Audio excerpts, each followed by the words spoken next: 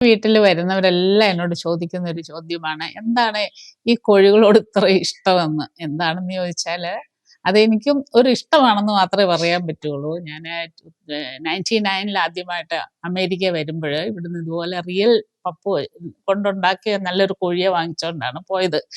അപ്പൊ അന്ന് തുടങ്ങിയ ഒരു ഇഷ്ടം കേറിയതാണ്. ഇപ്പോഴും അതിനോട് ഭയങ്കര ഇഷ്ടമാണ്.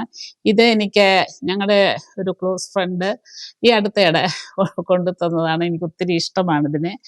അതുപോലെ തന്നെ ഇതും വേറൊരു ഫ്രണ്ട് കൊണ്ടുവന്നതാണ്.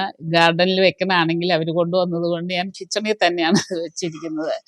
പിന്നെ ഇത് എൻ്റെ കൊച്ചുമോളെൻ്റെ ബർത്ത്ഡേക്ക് ഗിഫ്റ്റായിട്ട് തന്നതാണത്. ഞാൻ എൻ്റെ ബെഡിലാണ് വെക്കുന്നത്. അതുപോലെ ഇത് രണ്ടെണ്ണം ഞാൻ കഴിഞ്ഞ ഒരു വർഷം മുന്നേ ജോർഡന് പോയപ്പോൾ അവിടുന്ന് വാങ്ങിച്ചുകൊണ്ട് വന്നതാണ്. ഇത് ബ്രാസിൻ്റെയാണ്. അതുപോലെ ഇത് കോഴിയുടെ കലണ്ടറാണ്, എല്ലാ വർഷവും വാങ്ങിച്ചു തരും.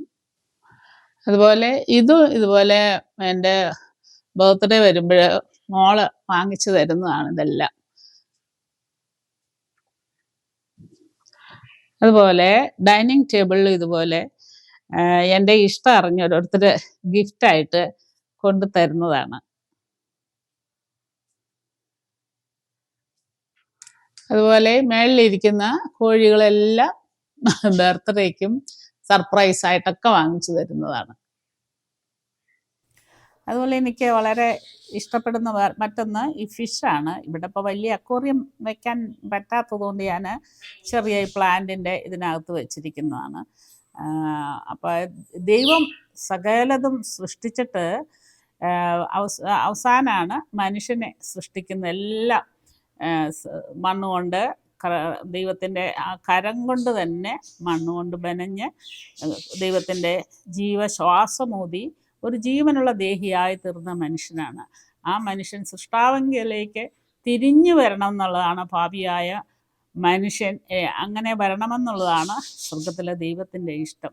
ദൈവം സൃഷ്ടിച്ചത് സകലതും എത്ര മനോഹരമാണ്. ഞാനും ഇങ്ങനെ പല സ്ഥലങ്ങളിലൊക്കെ പോകുമ്പോൾ പല ഭംഗിയുള്ള മീൻ, അതുപോലെ പക്ഷി, മൃഗാദികൾ, ഇതിനെല്ലാം കാണുമ്പോൾ ഞാൻ എൻ്റെ കർത്താവിനെ സ്തുതിക്കും, ദൈവത്തിൻ്റെ ആ സൃഷ്ടിപ്പിനെ കുറിച്ച് ഓർത്ത്.